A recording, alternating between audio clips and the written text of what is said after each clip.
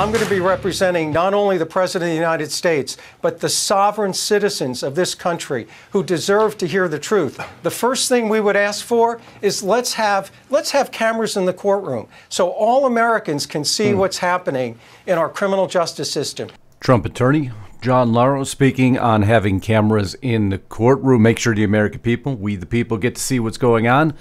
And then out of the blue, Adam Schiff, in a letter to federal officials, the Democrat Tribunal of Injustice wrote, "We are writing to request the Judicial Conference explicitly authorize the broadcasting of court proceedings in the case of United States of America versus Donald Trump." Adam Schiff joins right with Trump's legal team. Nobody saw this coming, and it's the story we're going to cover for you today. First, if you haven't subscribed to Lisa's channel, make sure you do that. Make sure your bell is checked to all so you're actually alerted to upcoming broadcasts. And also, we're almost at 50,000 on our other channel, my channel. She'll put a link above. Click it. Make it happen today. We're just a few subscribers away. Also, there is things happening behind the scenes that are going to show that the reason we created RestrictedRepublic.com was exactly the right timing. It's news with no commercials, no interruptions, no sponsors, no money, beholden to no one but Lisa, myself, and our audience. So today, to support Lisa, we need you to go for less than a cup of coffee to RestrictedRepublic.com.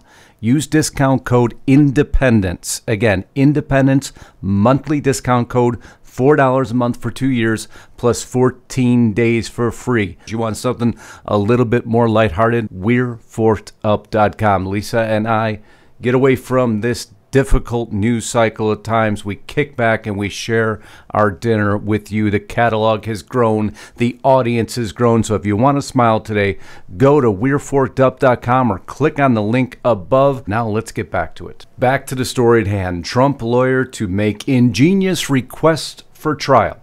Take the curtain away and all Americans get to see what's happening. But of course, there are dissenters left. There are dissenters right.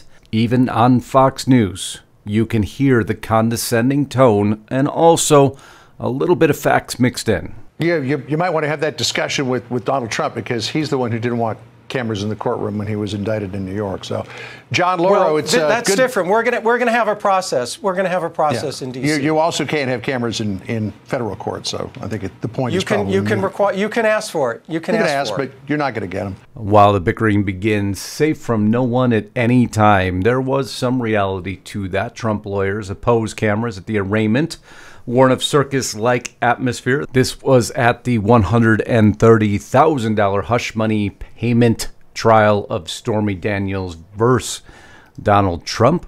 We submit that the media request should be denied because it would all create a circus-like atmosphere at the arraignment, raise unique security concerns, and it's inconsistent with President Trump's presumption of innocence, his lawyer stated. But of course, that was then, and this is now.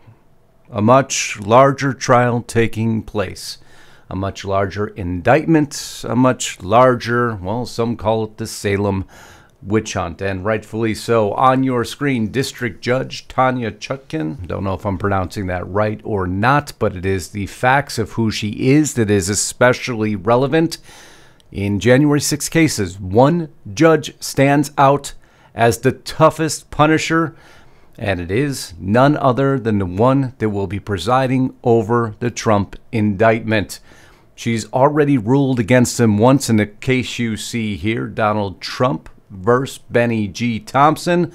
Archives and Records Administration, NARA, pursuant to the Presidential Records Act, plaintiff argues the committee's requests are impermissible because at least some of the records that they were seeking at the time are shielded by executive privilege. For the reasons explained below, the court will deny the plaintiff's requested relief, signed none other than the district judge who will now be presiding over this extremely historic case. But this wasn't the only time that she has shown an extreme ruling against those involved in J6. You see here, an Ohio couple climbed through a broken window of the U.S. Capitol and live stream a video of themselves inside. A Texas mortgage broker posed for a selfie in front of rioters breaching the building. An Indiana hair salon owner celebrated on Facebook a day before or after she joined.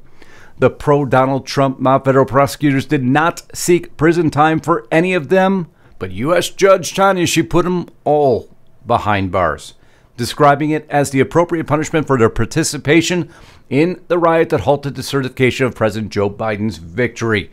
Stern in her rulings. So would she allow cameras in the courtroom before we get to Adam Schiff joining Trump's own defense team?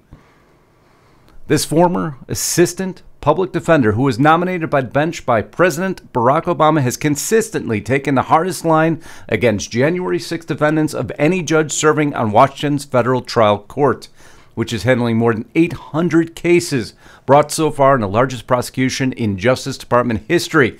She has handed out tougher sentences than the department was seeking in 7 cases, matched this request in 4, and sent all defendants who came before her behind bars, just so you get a semblance of who she is. But then in comes Adam Schiff.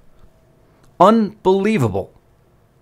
But it's actually more believable than you might imagine. But the Democrats addressing the Judicial Conference, which guides federal court policy, has asserted that televising Trump's trial is of the utmost importance to ensure that Americans fully accept the outcome. Well, you see, that's directly in line with Trump's own defense team. Now, if cameras are denied, as Robert so smugly assured, as you heard in the prior interview, that would still be a win for Trump. Now the case takes on a whole new air of suspicion, as this article states. How could anyone fully trust what's going on in a courtroom if proceedings are kept under lock and key? What are they hiding? In this case, the allegations and evidence handled seem like a matter of national security. Holding the trial behind closed doors would only confirm Trump supporters in their distrust of the federal government, you see? So let the Democrats bring it. For once, Republicans may be in agreement with Adam Schiff, who now leads the Democrat push to televise Trump's trials. He has joined Trump's own defense team in a request that some would think is impossible. Although the American people now awakening to what they believe is happening, Americans think Trump charges are politically motivated. Nearly 2/3 of Americans think January 6 charges against Trump are serious. Well, that was the headline. Lower in the article, at the same time, 46% think the charges against Trump are politically motivated. There's nobody that believes any of that garbage Tucker was spewing. None of their kids will ever believe that garbage. It feels like a Soviet system. Tucker Carlson's doing the same thing with the footage from 1/6. Footage. Tucker laughing it off. Of course, we saw the results of his coverage. We see America's opinion shifting due to the likes of Tucker Carlson and the work that so many are doing on a daily basis. But let's put aside for a moment that Adam Schiff and Trump's defense team both want the same thing, just for different reasons. One wants to out an ex-president. One wants to vindicate an ex-president. One to assure that that ex-president could again become president. The other to assure that that ex-president can't ever become president again. But just when so many are thinking Trump is down and out, they should remember history. There are 2 specific things I've learned about Donald Trump the last few years of watching every word and every move. When this man speaks, listen. The MSM plays him as a fool. But I've learned he is brilliant, a next-level communicator. He plays into the media's game while also ensuring every word matters. Trump also looks his weakest right before his wins. All hope could be lost, and then that would be the moment Donald J. Trump wins. Well, he's been telling us for years now. He caught them all. We also know he stated the pause would be a beautiful thing because we would be able to do what we have to much easier. And so the appropriate warning here is that Schiff and the Democrats should be very careful what they wish for. America's opinion has changed. Televising the very hearings that Schiff and Trump's defense team both now collectively want aired both for different reasons, may hold a very different result for one side. I look forward to your opinion. Please make sure you put it in the comments below. Help us share this video. Most importantly, on behalf of Lisa and I, we hope you enjoy the rest of your weekend. Godspeed and God bless. Until next time, Justice Knight, signing out.